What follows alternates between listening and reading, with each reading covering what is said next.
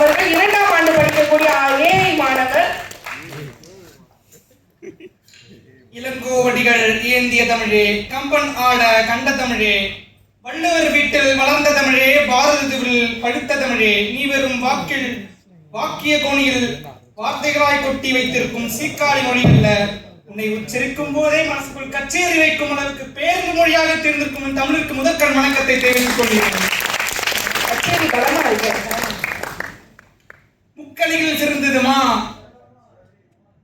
தமிழ் மாதங்களில் சிறந்தது மே, ஆங்கில மாதங்களில் சிறந்தது மே, தமிழ் மாதம் சிறந்தது மே, தை. ஆக மொத்தம் மாமேதையாக இங்கு அமர்ந்திருக்கும் நடுவர்களுக்கு என் முதற்கண் வணக்கத்தை தெரிவித்துக் கொள்கிறேன்.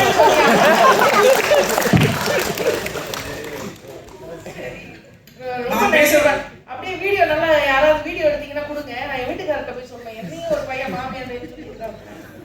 நான் பேச வந்திருக்கும் தலைப்பு இளைஞர்களின் வாழ்க்கை போராட்டம். இது ஒரு தனி மனிதனின் குரல் அல்ல, இது ஒரு இளைய தலைமுறையின் கூச்சல் என்று நான் சொல்ல வைக்கிறேன். சரி, இவ்வளவு பேசிட்டோம். நம்ம யாருக்குமே எல்லாருக்கும் ஒரு ஆசை இருக்கும்ல, சின்ன வயசுல இருந்தே இருந்திருப்போம். இந்த ஆசை எனக்கு வேணும், இந்த ஆசை போனோம். எந்தெந்த வீட்டிலையும் ஒருத்தர் ஆசையையும் கட்டி பூட்டி மனசுக்குள்ளே இளைஞர்கள் இப்போ வைத்துக் கொண்டிருக்கிறாங்க. இதுக்கு யாரையும் சொல்ல முடியும். யாரும் ஒருத்தர் இங்க இருக்கிற மாணவர்கள் யாரும் ஒருத்தர் என்ன ஆர்டிஸ்ட் ஆகணும், போட்டோகிராஃபர் ஆகணும், வீடியோகிராஃபர் ஆகணும், டைரக்டர் ஆகணும், அது இது எல்லா ஆசைகளையும் மனசுக்குள் பூட்டி வைத்துக் கொண்டு இன்ஜினியரிங் என்ற ஒரு வட்டத்துக்குள் வந்து என்னால முடிஞ்சு படிச்சு அம்மாவை காப்பாற்றணும், அப்பா காப்பாற்றணும், ஒன்னும் தனி மனிதனாக நின்று உழைப்பை கொடுத்து மேல் நோக்கி நிற்கிற மாணவர்களுக்காக தான் இங்க வந்து பேச வந்துள்ளேன். சரி, ஓகே. முதல் பட்டதாரி சொல்லிட்டு சர்டிபிகேட்டை மட்டும் பாக்கெட்ல வச்சுக்கிறோம். பாக்கெட்டை பார்த்தா பணம் எம்டியா இருக்கு, பாக்கெட் எம்டியா இருக்கு. என்ன பண்றது? அந்த பாக்கெட் எம்டியா இருக்கு, எம்டியை ஃபில் பண்றதுக்கு ஒரு சின்ன ஒரு கதையா சொல்றேன். ஒரு வில்லேஜ், அதாவது ஒரு கிராமத்திலிருந்து வரவன் ஒருத்தன். அவங்க அப்பா அம்மாவுக்கு படிப்பறிவு இல்லை. மீண்டும் ஒரு யூஜியோ இல்லை பிஜியோ படிக்கிறான், படிச்சு டிகிரி வாங்குறான். 3 மாசத்துக்கு அப்புறம் ஒரு வேலைக்கு கஷ்டப்பட்டு போய் அங்கே எங்கே அலைஞ்சு லிங்க்டின் அது இதுன்னு கஷ்டப்பட்டு தேடி கண்டுபிடிச்சு போய் அப்படியே உட்காந்துறான். உள்ள 3 மாசம் கஷ்டப்பட்டு தேடி 30,000 சம்பளத்துக்கு இருப்பான். எவ்வளோ 30,000 சம்பளம் இருப்பான். அந்த சம்பளத்திலும் போய் இதுல அந்த முதல் பட்டதாரி பட்டம் வாங்கிட்டு அதுக்கு எஜுகேஷன் லோன் எடுத்துருக்கலாம். அந்த எஜுகேஷன் லோன் கட்டி முடிக்கிறது 30,000 பட்ட மாட்டேங்குது. இதுல எங்க இருக்கிற மீது இருக்கு காசு? அம்மாவுக்கு தரும், அம்மாவுக்கு மெடிக்கல் செலவு, அப்பாவுக்கு மெடிக்கல் செலவு, அப்பாவுக்கு இது வீடு ரொம்ப இதுவா இருக்கு. வீடு கட்டி தப்பா, ஃபேன் ஒழுங்கா இல்லை, வீடு ஒழுகுதுப்பா, தண்ணி பெயிண்ட் ஒழுங்கா வைக்க மாட்டேன், அதுக்கு தனி ஒரு செலவு. தங்கச்சிருந்தா தங்கத்துக்கு கல்யாணம் முடிப்பேன், அக்கா கல்யாணம் பண்ணணும், அக்கா முடிச்சா நான் பண்ணிட்டு இப்ப வரைக்கும் இளைஞர்கள் 32 வயசா ஒருத்தர் கல்யாணம் பண்ணிக்கிறான். 18 வயசு ஆனாலும் இவ்வளவு சொல்ல நினைக்கிறேன். இப்போ இந்த வயசுல இருக்க முன்னோர்கள் பார்த்தீங்கன்னா 18 வயசு 17 வயசு நீங்க சொல்றது. இன்னைக்கு இளைஞர்கள் ரொம்ப போராடி தான் வேலையை வாங்குறாங்க. ஐடி முடிக்கிறாங்க, இன்னைக்கு இன்ஜினியரிங் முடிக்கிறாங்க, முடிச்சுட்டு சம்பளம் 50,000 சம்பளம் கையில. பையன் கொண்டு போய் நேரா அம்மா கிட்ட கொடுக்குறான் சம்பளத்தை. அம்மா சொன்னா நான் வாங்க மாட்டேன்டா, உங்களை கஷ்டப்பட்டு படிக்க வச்சு உங்க அப்பா கிட்ட கொண்டு போய் கொடுக்குறேன். நான் அப்பாட்ட கொடுக்க மாட்டேம்மா, உங்ககிட்ட தானே கொடுப்பேன்.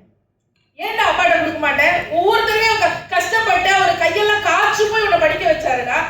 அப்ப அந்த பையன் சொன்னா, நான் ஒவ்வொரு முறையும் அப்பா கிட்ட போய் ஹாஸ்டல் ஃபீஸ் கேட்பேன், அப்பா இப்படி கொடுப்பாரு, நான் இப்படி வாங்குவேன். எனக்கு செலவுக்கு பணம் கேட்பேன், அப்பா மேலே கொடுப்பாரு, நான் கீழே வாங்குவேன். இப்போ நான் சம்பளம் வாங்கிட்டேன்னு 50,000 கொண்டு போய் அப்பா கிட்ட கொடுத்தேன்னா அப்பா கையை இப்படி வாங்குறதுக்கு நான் ஒருபோதும் அனுமதிக்க மாட்டேன். மேலே இவர்கள் ஒருபோதும் கீழே போகக்கூடாதுன்னு நினைக்கிற இளைஞர்கள் இருக்கிற தேசம் இந்த தேசம். நல்லா பேசுறாங்க. 17-18 வயசுலே அந்த காலத்துல கால் கட்டு போட்டுறான். பையன் ஊதாரா தெரிஞ்சிட்டு இருக்கான். வருத்தப்படாத வாலிப சங்கத்துல போஸ்ட் பாண்டியன் மாதிரி தெருவில் சுத்திட்டு இருந்தா அலைஞ்சிட்டு இருந்தான். அம்மா பார்த்து கவலை ஒரே சரிப்பா, அத்தை பொண்ணு இருக்கு, அத்தை போய் காலை பிடிச்சி கை காலெல்லாம் பிடிச்சி கஷ்டப்பட்டு போய் அத்தை பொண்ணை கல்யாணம் பண்ண சொன்னான். அத்தை பொண்ணை கல்யாணம் மாமியார்ட்டே போயிட்டு அந்த மாமனாட்ட போயிட்டு எனக்கு வேலை வேணும்னு சொல்லிட்டு மாப்பிள்ளை இருக்கிற அந்த பையன் போய் கேட்டு அங்க ஒரு வேலையை வாங்கி அங்கேயே இருந்து குறைத்த காலம் அந்த காலம். இந்த காலம் அப்படி இல்ல. நைட்டும் இரவும் பகலும் பாராமல் ஸ்விக்கி சொமேட்டோ ஓடி குழைத்திருக்கிற இளைஞர்கள் இந்த காலத்தில் இருக்காங்க. தனக்கு ஃபீஸ் கட்டக்கூட ஸ்விக்கி சொமேட்டோ படித்து தன் காலால் சுயர்ந்த காலால் நின்று கொண்டிருப்பது இந்த காலத்தில் இளைஞர்கள். ஒருபோதும் பூந்தோட்டமாக வாழ்வது சாத்தியமில்லை என்பது இந்த காலத்தின் சூழலாக உள்ளது. அடுத்து ஒரு முக்கியமான டாபிக், கிடைத்த வேலையில முன்னேற்றம். ஏஐ டெக்னாலஜி வந்துருச்சு. ஏஐ டெக்னாலஜி வந்ததுனால சாம்பார் ஆப்பனுக்கு லே ஆஃப் பண்ணிட்டான். டிசிஎஸ், விப்ரோ எல்லாத்தையும் 30,000 பேர் லே ஆஃப் வெளியே போங்க. ஆர்டிஃபிஷியல் வந்துருச்சு, நான் நானே பாத்துக்கிறேன்னு சொல்லிட்டு 30,000 லே ஆஃப் பண்ணிட்டு ஆகவே லே ஆஃப் பண்ணி அனுப்பினதுனாலேயே பாதி பேர் வேலை இல்லாம வெளியே போய் சுக்கி சமையல் ஓட்டி தன்னோட குடும்பத்தையும் பார்த்து கொண்டு அம்மா அப்பா தந்தை தாய் தங்கச்சி முதற்கொண்டு எல்லாரையும் பார்த்து கொண்டு இந்த நேரத்திலும் வாழ்ந்து கொண்டு போய் இருந்திருக்கிறார்கள். இது பூந்தோட்டமா இல்ல போராட்டமா? பூந்தோட்டம் இல்ல, முள்வேலியில் கால் வைத்து நடக்கிற போது எங்களுக்கு இப்போ இருக்கும் தோன்றுகின்றது. கிடைக்கும் செப்பல் போடுறது, செப்பல் கிழிஞ்சா கூட வாங்கறதை யோசிச்சு ஒரு காசும் ஒவ்வொரு நுனியும் செலவு பண்ணா போயிருந்து தனக்கு சட்டை கூட எடுக்க யோசித்து பிறருக்கு கொடுக்க வேண்டும். தன் தாய் தந்தைக்கு, தன் மகனுக்கு, தன் மகளுக்கு, தனக்கு இருக்கும் தங்கை அக்காக்களுக்கு கொடுக்க வேண்டும் என்று நினைத்து வாழ்பவர் தான் இந்த காலத்தில் இருந்திருக்கு. இது பூந்தோட்டம் போராட்டமா? பிளெக்சியல் என்று நமது ஆசிரியர் சொன்னார். பிளெக்சியல் சாம்பார் என்ன ஆப்பேனுக்குன்னு சொல்லிட்டு உள்ள போன server down 404 error not found அப்படின்னு போடுவாங்க. போட்டுட்டு சர்வர் மிஷின் கஷ்டப்பட்டு ஸ்பேஸ் எழுதி ரெஃப்ரெஷ் பண்ணி 10 நிமிஷம் அப்பா வந்துருச்சா சைட்டுன்னு சொல்லிட்டு டப்பு டப்பு கிடைக்கிற ஸ்டார்ட் ஆகணும். எல்லா ஸ்டார்ட் அழித்து விட்டு ஒரு 6 ஸ்டாஃப் கிடைப்பாங்க. 6 ஸ்டாஃப் நல்ல மனசு. நான் மனசார சொல்றேன், சவிதா பள்ளியில் அனைத்து ஆசிரியர்களும் தங்கத்திற்கு மேல். அதுதான் உண்மை.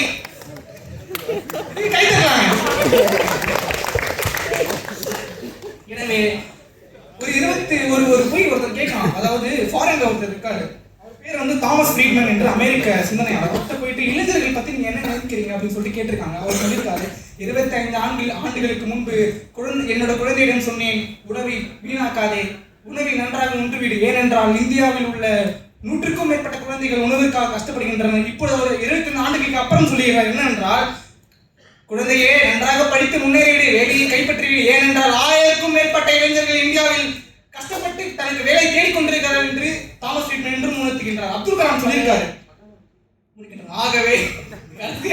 ஆகவே கஷ்டம் வரும்போது கண்ணை மூடாதே, அது உன்னை கொன்றுவிடும். கண்ணை திறந்து பார், நீ அதை வென்று விடலாம் என்று அப்துல் கலாம் சொல்லியிருக்காரு. எங்களுக்கு வழிகாட்டி ஒருத்தர் தான் இல்ல, வழிகாட்டி இருந்தால் நாங்கள் எங்கே வேண்டாலும் சென்று விடும். இந்த காலத்தில் தாய் தந்தையினராக இருக்கட்டும், சித்தப்பா சொல்றான், அப்பா சொல்றான், மாமா சொல்றான் சொல்லிட்டு இது போப்பா சம்பாரிச்சிடலாம், லட்சக்கணக்கில் கோடிக்கணக்கில் சம்பாரிச்சு கோயில் கட்டி கொடுத்துக்கலாம் அவனுக்கு சொல்லிட்டு மாமா அப்பா சித்தப்பா சொல்றான்ட்டு இதுல போய் சேர்த்துறேன், இன்ஜினியரிங் சேர்த்துறேன். என்னோட ஆசை டாக்டர் படிக்கணும்னு தான். என்னோட ஆசையை மாய்த்து கொண்டு நான் இன்ஜினியரிங் படிக்க வந்து இதுலயும் முன்னேறுவேன் என்று நினைத்து எனக்கு இதுலயும் நல்லா ஒரு மேற்படிப்பு படித்து நான் சம்பாதிக்கணும்னு நினைச்சுதான் இங்க வந்து படிச்சுட்டு இருக்கேன். எங்க அம்மா அப்பா நான் பாத்துக்கணும், தங்கச்சி இருக்காங்க பாத்துக்கணும், தங்கச்சி கல்யாணம் பண்ணி வைக்கணும், வீடு கட்டணும், வீடு வாசல் தரவு வேண்டும். ஒருத்தர் பைக் போனா அந்த பைக் பார்த்தாவே ஆசையா இருக்கும், ஐயோ நம்ம வாங்க போறோமோ. போனை பார்த்தா ஐயோ ஐபோனா ஐயோப்பா, அதுக்கு ஒரு ஆசை. அந்த ஆசையெல்லாம் மாய்த்து கொண்டு இன்று வரைக்கும் தாய் தந்தையருக்காக வாழ்ந்து கொண்டு இருந்ததற்காக தான் நான் இப்போதும் பேசுவேன், எப்போதும் பேசுவேன். என்றும் என்று இளைஞர்கள் வாக்கை பூந்தோட்டம் அல்ல, முள்தோட்டம் என்று நான் சொல்லுவேன், பூந்தோட்டம் கிடையாது. ஆகவே எனது உரையை இன்று முடித்துக் கொள்கிறேன்.